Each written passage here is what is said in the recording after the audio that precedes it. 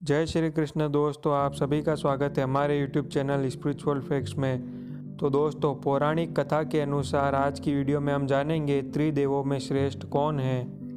दोस्तों, पूर्व काल की बात है कि परम उत्तम और दीर्घ काल तक चलने वाले मंदिराचल पर्वत पर यज्ञ में स्वयंभू मनु कई अन्य ऋषियों के साथ भाग लेने के लिए जाते हैं। वहाँ वेदों के तत्व को जानने वाले कई ऋषि और मुनि होते हैं।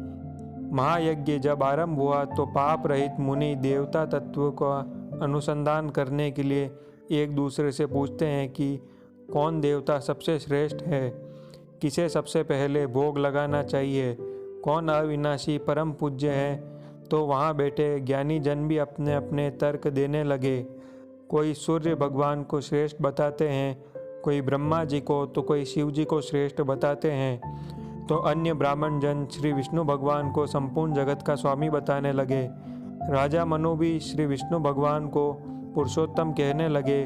तो सभी ऋषियों ने वहाँ उपस्थित भृगु ऋषि से हाथ जोड़कर प्रार्थना की कि आप इस रहस्य का पता करें कि तीनों देवों में सबसे श्रेष्ठ कौन है। तपोनिधि भृगु ऋषि इस प्रकार सभी ऋषियों की इच्छा जानकर सबसे पहले कैलाश पर्वत पर जाते हैं। वहाँ महाभयंकर नंदी हाथ में त्रिशूल लिए अपने गणों के साथ खड़े थे और उन्होंने उन्हें द्वार पर ही रोक दिया।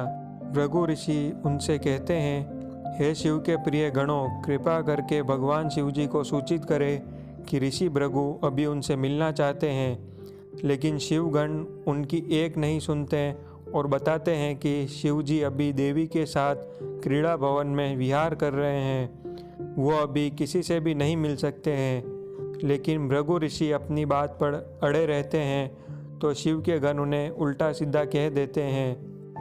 तब भृगु ऋषि ने कुपित होकर कहा कि ये रुद्र अपने तमोगुण से प्रेरित होकर अपने द्वार पर आए, मुझ ब्राह्मण को नहीं जानते हैं, इसलिए इन्हें दिया हुआ अन्न जल दूध सब कुछ अभक्ष्य न खाने योग्य हो जाएगा।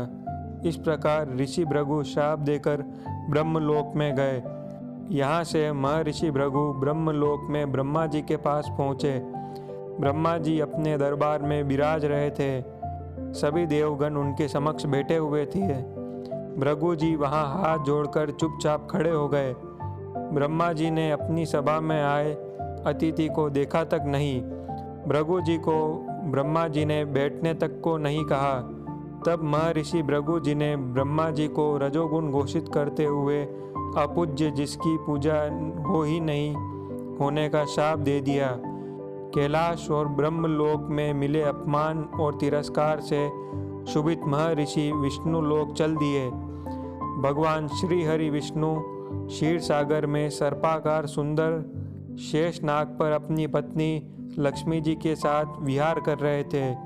श्री लक्ष्मी उनके चरणों की सेवा कर रही थी। उस समय श्री विष्णु जी शयन कर रहे थे। महर्षि भृगु को लगा कि हमें आता देख विष्णु सोने का नाटक कर रहे हैं, तो उन्होंने श्री विष्णु भगवान को जगाने के लिए अपने बाएं पैर का आघात श्री विष्णु जी की छाती पर कर दिया।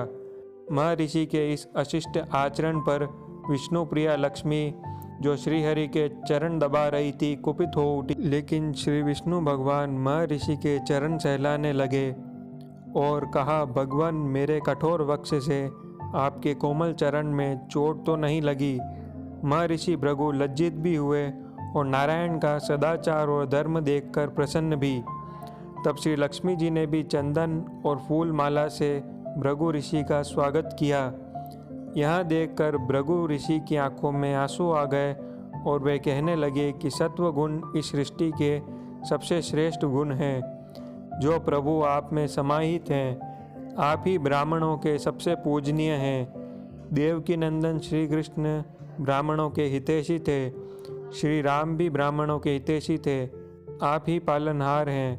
उन्होंने श्री हरि विष्णु को त्रिदेवों में श्रेष्ठ सत्व गुणी घोषित कर दिया। तो दोस्तों, अगर आपको हमारी वीडियो पसंद आई हो तो वीडियो को ज़्यादा से ज़्यादा शेयर कीजिए, लाइक कीजिए और हमारे चैनल को सब्सक्राइब कीजिए। धन्यवाद। जय श्री कृष्ण।